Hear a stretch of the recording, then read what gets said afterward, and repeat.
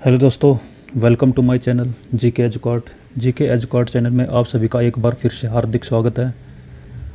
आज की इस वीडियो में हम कवर करेंगे गति के बारे में। गति क्या होती है, अदिश राशि सदिश राशि के बारे में पढ़ेंगे। उसके साथ साथ दूरी, विस्थापन, चाल, त्वरण, वेग, परिक्षेपीय गति, वृत्तीय गति, कोणीय गति के बारे में हम इस वीडियो में कवर करेंगे। साथ के साथ न्यूटन की गति के नियम भी हम इस वीडियो में कवर करेंगे, जिसमें हम न्यूटन के तीनों नियम हम पढ़ेंगे।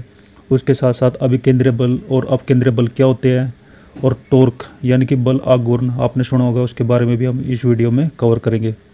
ये जो मेरा गति का जो टॉपिक है, ये लुसेंट जी के बुक से लिया गया है और लुसेंट जी के बुक से मैं गति को कवर करूँगा। तो ज़्यादा देर ना करते हुए शुरू करते हैं आज का हमारा टॉपिक गति।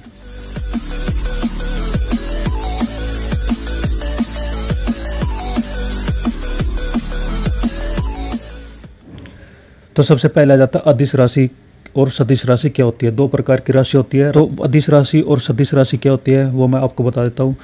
जैसा इसमें डेफिनेशन में बताया गया है कि वैसी भौतिक राशियाँ मीन्स फिजिकल क्वांटिटी जिनमें केवल परिमाण होता है। परिमाण मतलब मैग्नीट्यूड होता है, दिशा नहीं होती, उसे अदिश राशि कहा जाता है। अदिश जैसे शब्द से पता चलता है, अदिश दिशा के बिना। जो ऐसी फिजिकल क्वांटिटी यानी ऐसी भौतिक राशियाँ जिसमें केवल मैग्नीट्यूड होता है, परिमाण होता है, लेकिन दिशा यानी डायरेक्शन नहीं होती, उनको अदिश राशि यानी स्केलर क्वांटिटी बोला जाता है। इसके एग्जाम्पल मोस्ट इंपॉर्टेंट है। कंपटीशन एग्जाम में इनके एग्जाम्पल दे दिए जाते हैं, फिर उनके बारे में पूछ लिया जाता है कि ये अदिश राशि है या सदिश राशि है। जैसे कि यहाँ पे एग्जाम्पल दिया गया द्रव्यमान का, चाल, आयतन, कार्य, समय और ऊर्जा। तो इनके एग्जाम्पल बहुत ही मोस्ट इंपॉर्टेंट है, ये आपको रटने पड़ेंगे। उसके अलावा यहाँ पे विद्युत धारा जिसको करंट बोला जाता है, ताप यानी कि टेम्परेचर, दाब यानी कि प्रेशर, ये सभी भी अदिश राशि होती है। करंट जैसे विद्युत धारा हमें लगता है कि उसकी कोई डायरेक्शन होती है, लेकिन वो अदिश राशि होती है, उसकी कोई डायरेक्शन नहीं होती। वैसे ताप यानी टेम्परेचर ही फ्लो करता है, लेकिन उसकी भी कोई डायरेक्शन नहीं होती। तो ये तीन मोस्ट इंपॉर्टेंट है। हमें लगेगा कि ये सदिश राशि है, लेकिन ये अदिश राशि है, ये तो आपको एटलीस्ट याद होनी चाहिए। नेक्स्ट हमारी आ जाती है सदिश राशि यानी वेक्टर क्वांटिटी। वैसी भौतिक राशियाँ जिनमें परिमाण के साथ साथ दिशा भी होती है। अदिश राशि में दिशा नहीं होती, लेकिन सदिश राशि में परिमाण के साथ साथ दिशा भी होती है। जैसे कि सदिश शब्द है, उसमें दिशा के साथ, सदिश मीन्स दिशा के साथ। तो ऐसी राशि जिसमें परिमाण और दिशा दोनों होते हैं, वो होगी आपकी सदिश राशि यानी वेक्टर क्वांटिटी।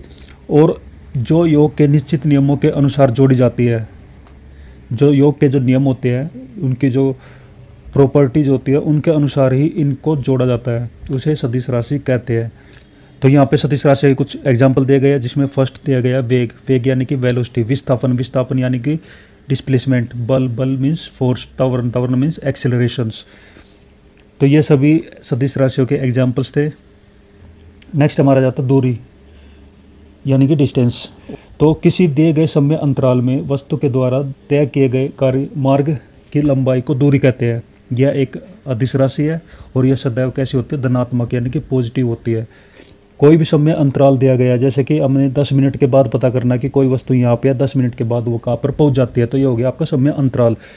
जैसे मान लेते कोई वस्तु 10 मिनट पहले आती है और 10 मिनट के बाद उसने इतना डिस्टेंस कवर किया है, यानी इतनी दूरी तय की गई है, तो ये इसकी दूरी कहलाती है। और ये मान लो कि 10 मीटर है, तो 10 मीटर इसकी दूरी हुई कितने समय अंतराल में, 0 मिनट से लेकर 10 मिनट के बीच में। और सेकंड इंपॉर्टेंट चीज़ क्या है कि ये हमेशा धनात्मक यानी कि पॉजिटिव होती है। इसका जो दूरी को अगर हम मेजर करते हैं, तो उसको हम कभी नेगेटिव में मेजर नहीं करते हैं, इसको हम हमेशा पॉजिटिव में ही मेजर करते हैं, मापते हैं।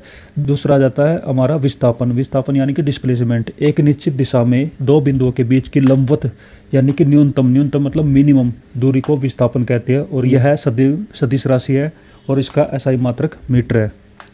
और मोस्ट इंपॉर्टेंट है इसमें विस्थापन धनात्मक, ऋणात्मक और शून्य भी हो सकता है। तो विस्थापन क्या है, विस्थापन और दूरी के बीच में मैं आपको डिफरेंस बता देता हूँ। दूरी तो ये भी हो सकती है आपकी, ये भी हो सकती है और ये भी हो सकती है, लेकिन जो विस्थापन जो होगा वो दो बिंदुओं के बीच का लंबवत यानी कम से कम दूरी होगी। ठीक है, लंबवत भी है यानी 90 डिग्री का एंगल यहाँ पे बनता है, और ये कम से कम डिस्टेंस यानी दूरी है। तो विस्थापन दूरी हो सकती है, लेकिन हर दूरी विस्थापन नहीं हो सकता। और इसका एसआई मात्रक क्या है, इसका एसआई मात्रक है मीटर। और ये हमेशा ये धनात्मक यानी पॉजिटिव में भी इसका आंसर आ सकता है, ऋणात्मक यानी नेगेटिव भी इसका आंसर आ सकता है, और ये शून्य भी हो सकती है। शून्य कैसे हो सकती है, कोई वस्तु मान लो कोई वस्तु यहाँ से चल के इधर उधर उधर चल के वो दोबारा अपने पहले वाले स्थान पर ही पहुँच जाती है, तो यहाँ डिस्टेंस डिस्प्लेसमेंट कितना हुआ, दो बिंदु कौन से हो गए, सेम पोजीशन पर दो बिंदु हो गए, तो इनके बीच का डिस्टेंस जीरो हो गया, तो इसका डिस्प्लेसमेंट जीरो यानी विस्थापन जीरो भी हो सकता है। मान लो कि ये एक ग्राफ दिया गया है और कोई वस्तु ओरिजिन से शुरू होकर लेफ्ट की तरफ जाती है, तो यहाँ पे हमेशा वैल्यू हमेशा नेगेटिव आएगी, तो डिस्प्लेसमेंट ही हो गया, लेकिन डिस्टेंस हमेशा पॉजिटिव होगा। जैसे कि कोई वस्तु 0 पे है, अभी 5 पे पहुँच जाती है, तो उसका डिस्प्लेसमेंट होगा -5, लेकिन डिस्टेंस होगा +5। नेक्स्ट हमारी आ जाती है चाल। चाल यानी कि स्पीड। किसी वस्तु के द्वारा प्रति सेकंड तय की गई दूरी को चाल कहते हैं। कोई वस्तु है वो प्रति सेकंड 1 सेकंड में कितनी दूरी तय कर लेती है, वो उसकी चाल कहलाती है। और चाल का जो सूत्र होता है वो है दूरी बटे समय। सूत्र भी इनके आपको याद रखने बहुत ही इंपॉर्टेंट है। चाल भी क्या है, चाल भी एक अदिश राशि है, इसकी कोई डायरेक्शन नहीं होती है, और इसका जो एसआई मात्रक है वो क्या है, मीटर पर सेकंड। नेक्स्ट हमारा आ जाता है वेग। वेग यानी कि वेलोसिटी। किसी वस्तु के विस्थापन की दर को एक या निश्चित दिशा में प्रति सेकंड वस्तु के द्वारा तय की दूरी को वेग कहते हैं, और यह एक सदिश राशि है, और इसका एसआई मात्रक मीटर पर सेकंड है। वेग विस्थापन की दर को लेकर काउंट की जाती है, और चाल जो है दूरी को लेकर काउंट की जाती है, मापी जाती है। तो दूरी से चाल बनती है और विस्थापन से वेग बनता है। चाल अगर अदिश राशि है क्योंकि उसमें दूरी को लेकर तय किया गया है, दूरी क्योंकि अपने आप में एक अदिश राशि है, तो चाल भी एक अदिश राशि है। वैसे वेग क्योंकि विस्थापन सदिश राशि है, इसलिए वेग भी सदिश राशि होगा। नेक्स्ट हमारा जाता है त्वरण। त्वरण यानी कि एक्सीलरेशन। किसी वस्तु के वेग में परिवर्तन की दर को त्वरण कहते हैं। जब कोई वस्तु एक डायरेक्शन में चलती रहती है और उसकी स्पीड में जो बदलाव आते हैं, उसकी वेलोसिटी में जो बदलाव आते हैं, उसको ही त्वरण कहते हैं। यानी वेग में जो परिवर्तन होता है उसको क्या कहते हैं, त्वरण। और त्वरण किसको लेकर काउंट किया जाता है, वेग को, ना कि चाल को।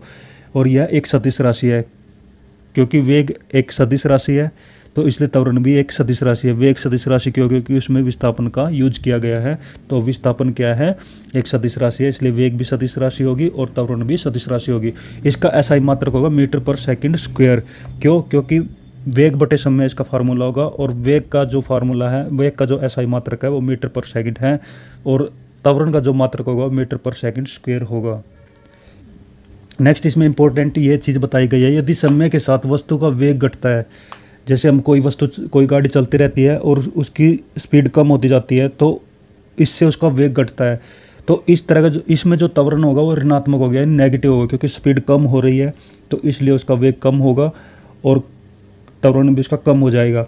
और इस त्वरण को हम जो नेगेटिव त्वरण जो होगा, नेगेटिव एक्सीलरेशन जो होगा, उसको हम कहेंगे मंदन यानी रिटार्डेशंस। नेक्स्ट हमारा जाता है परिक्षेपीय गति यानी प्रोजेक्टाइल मोशन। ये कैसे होता है, जब हम किसी वस्तु को एक जगह से दूसरी जगह फेंकते हैं तो वो इस तरह का एक पाथ बनाती है, इस तरह का एक पथ बनाती है। इसको ही हम प्रोजेक्टाइल मोशन कहते हैं। इसके जैसे एग्जाम्पल हो जाते हैं, जैसे हम धनुष में बाण को छोड़ते हैं या हवाई जहाज से जब हम बम गिराते हैं, तो इस तरह का जो वो पाथ कवर करता है। ऐसे बहुत सारे एग्जाम्पल है, वो हम आगे कवर करेंगे। तो जब कोई पिंड ऐसी नियत त्वरण के अंतर्गत गति करता है जिसकी दिशा पिंड के वेग की दिशा से भिन्न होती है, तो पिंड के वेग का जो परिमाण है और उसकी जो दिशा है दोनों समय के साथ बदलती रहती है। इसके कारण पिंड एक समतल में वक्र पथ पर गति करता है, और इस गति को क्या कहते हैं, परिक्षेपीय गति। इसको मैं ग्राफ के द्वारा आपको समझा देता हूँ। जब कोई पिंड, मान लो कोई ये पिंड है, जब वो इस तरह के पाथ में गति करता है तो उसकी जो डायरेक्शन है वो हर बिंदु पे चेंज होती रहती है। जैसे मान ली ये कोई बिंदु है और इस पे पिंड को ऐसे जाना चाहिए, लेकिन उसने यहाँ पे दिशा चेंज की। फिर कोई बिंदु है, इस पे इसको ऐसे डायरेक्ट निकल जाना चाहिए, लेकिन इसने फिर यहाँ पे डायरेक्शन चेंज की। इस तरह हर बिंदु पे अपनी जो डायरेक्शन, अपनी जो दिशा है वो पिंड बदलता रहता है समय के साथ साथ, और इस तरह से वो एक वक्र पथ बनाता है। किस तरह का पथ, एक वक्र पथ यानी सर्कुलर पाथ बनाता है, जिसको हम ट्रेजेक्टरी यानी परिक्षेपीय पथ कहते हैं। और इसमें जो पिंड गति करता है उसको हम परिक्षेपीय गति कहेंगे उस पिंड की। और यह सदैव कैसा होता है, यह सदैव परवलयाकार होता है यानी पैराबोलिक होता है।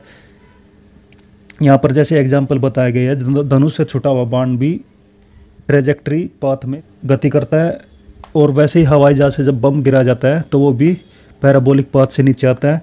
तो तोप से छोटा गोला आदि का मार्ग परवलयाकार होता है, यानी पैराबोलिक होता है, और ये सभी क्या प्रक्षेपीय गति के उदाहरण है। नेक्स्ट हमारा जाता है प्रक्षेपीय गति। प्रक्षेपीय गति एक द्विमीय गति है। गति 3 प्रकार की होती है, 1 डायमेंशन, 2 डायमेंशन, 3 डायमेंशंस। आपने सुना होगा 1D, 2D, 3D। इस तरह की जो गति है तल के आधार पर उनको बांटा गया है। प्रक्षेपीय गति यानी कि जो ये हमारी प्रोजेक्टाइल मोशन है, ये किस में आता है, 2D में आता है, यानी 2 डायमेंशन में, यानी एक द्विमीय गति इसको कहते हैं। प्रक्षेपीय को अधिकतम दूरी तक फेंकने के लिए उसे 37 से 45 डिग्री के कोण पर ऊपर की ओर प्रक्षेपित किया जाता है। कहने का मतलब है कि जब कोई पिंड को हम 45 डिग्री के एंगल से हम फेंकते हैं, ये मान लो ये 45 डिग्री का एंगल वो बनाता है, तो इस तरह से हम किसी वस्तु को फेंकते हैं तो वो सबसे ज़्यादा डिस्टेंस कवर करेगा, जहाँ पे वो जाके गिरेगा वो डिस्टेंस सबसे ज़्यादा होगा। अगर उसको हम 45 डिग्री से ज़्यादा यानी 60 डिग्री पे अगर हम उसको फेंकते हैं तो वो कम डिस्टेंस कवर करेगा, और उससे भी कम में अगर हम फेंकते हैं तो उससे भी वो कम डिस्टेंस कवर करेगा।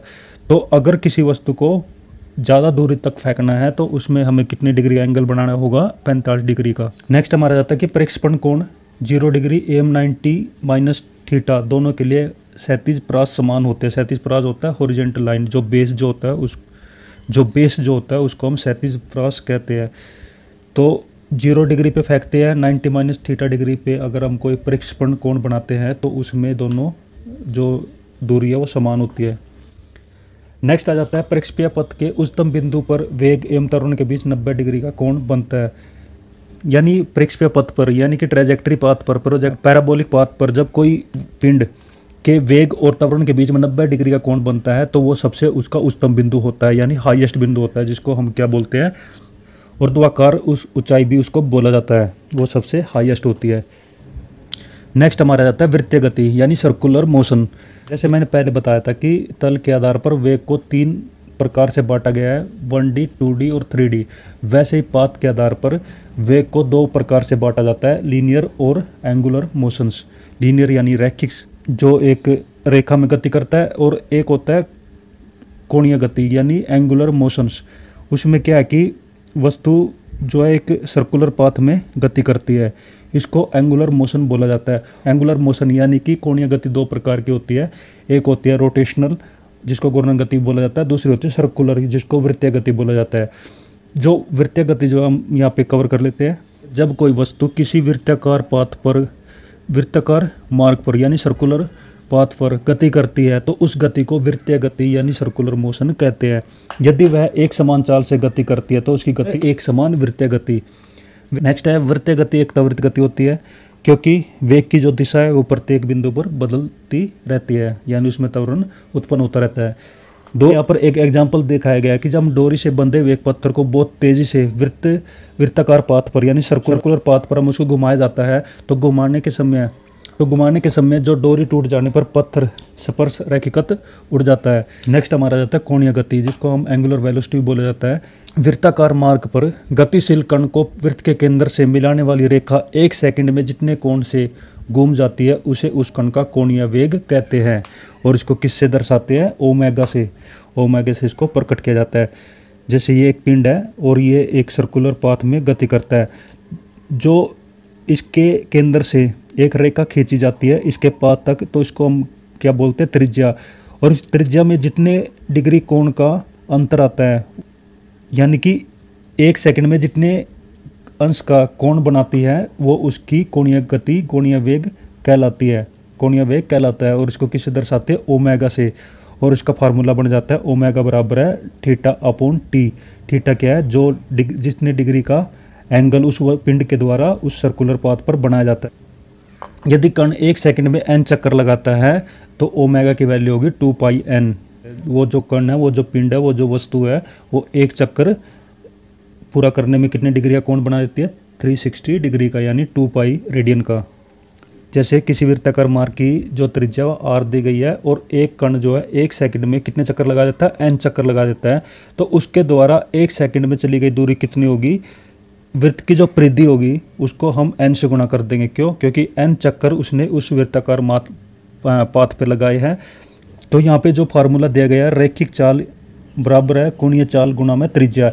ये मोस्ट इंपॉर्टेंट है। रेखिक चाल जो कि एक सीधी रेखा में जो होती है, यानी एक रेखा में जो होती है वो उसकी रेखीय चाल, और कोणीय चाल जो एक सर्कुलर मोशन में यानी वृत्तीय पाथ पर जो गति होती है उनके बीच का यहाँ पे रिलेशन बताया गया है।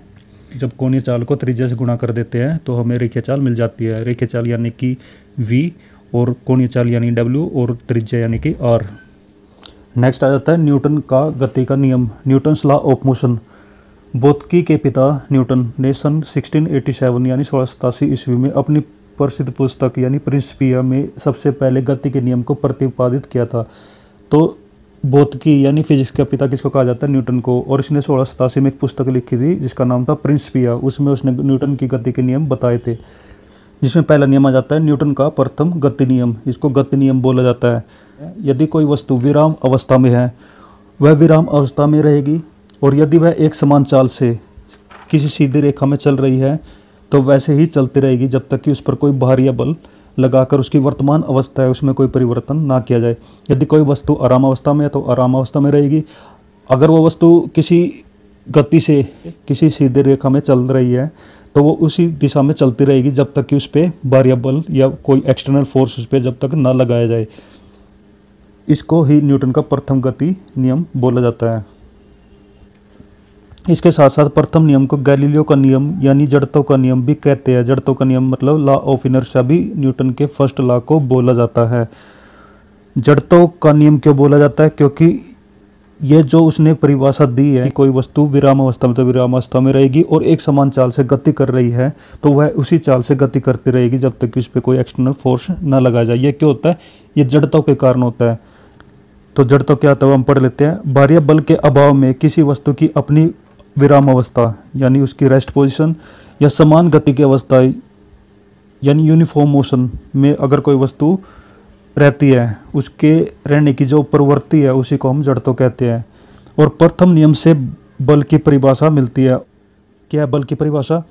वह बल वह बाह्य कारक है, वह एक्सटर्नल फैक्टर है जो किसी वस्तु की प्रारंभिक अवस्था में परिवर्तन करता है। जब कोई वस्तु एक जगह पे रखी है और उस पर अगर हम कोई फोर्स लगाते हैं तो वह अपनी अवस्था से विचलित हो जाती है, उसमें परिवर्तन हो जाता है। और परिवर्तन करने की जो चेष्टा करता है उसे ही हम बल कहते हैं। और बल क्या है? एक सदिश राशि है और इसका ऐसा ही मात्रक क्या होता है? न्यूटन।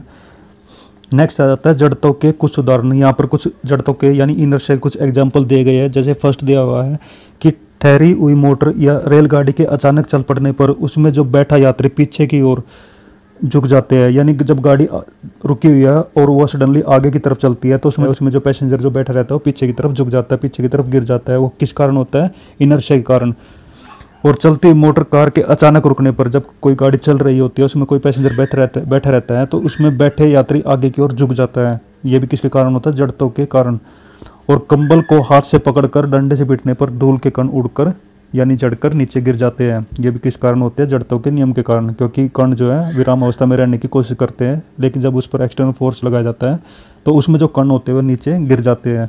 नेक्स्ट आ जाता है संवेग। संवेग यानी कि मोमेंटम। किसी वस्तु के द्रव्यमान तथा वेग के गुणनफल को उस वस्तु का संवेग कहते हैं। किसी वस्तु का जो मास है उसका जो द्रव्यमान है और को अगर हम वेग यानी कि वेलोसिटी के साथ मल्टीप्लाई कर देते हैं तो हमें संवेग यानी मोमेंटम मिल जाता है। और इसका जो फार्मूला होगा वो होगा संवेग बराबर है वेग गुणा में द्रव्यमान। और सबसे मोस्ट इम्पोर्टेंट क्या है? ये एक सदिश राशि है। मोमेंटम यानी संवेग क्या है? मोमेंटम एक सदिश राशि है और इसका ऐसा ही मात्रक है किलोग्राम मीटर पर सेकंड। तो आज की ये वीडियो हम यहीं पर ख़त्म करते हैं क्योंकि ज़्यादा लंबी वीडियो हो सकती है। तो इसका जो नेक्स्ट पार्ट है गति का वो मैं नेक्स्ट वीडियो में लेके आऊँगा और उस पर हम गति का जो ये टॉपिक है वो हम उसमें ख़त्म कर लेंगे। तो दोस्तों आपको वीडियो कैसी लगी? अच्छी लगी है तो कमेंट करिए, साथ के साथ लाइक करिए, अपने दोस्तों के साथ शेयर करिए जो कंपटीशन की तैयारी करते हैं। और खुश रहिए, मुस्कुराते रहिए और बेस्ट ऑफ लक सभी को कि आपको जल्दी जल्दी जॉब मिल सके। Thank you. जय हिंद, जय भारत, वंदे मातरम।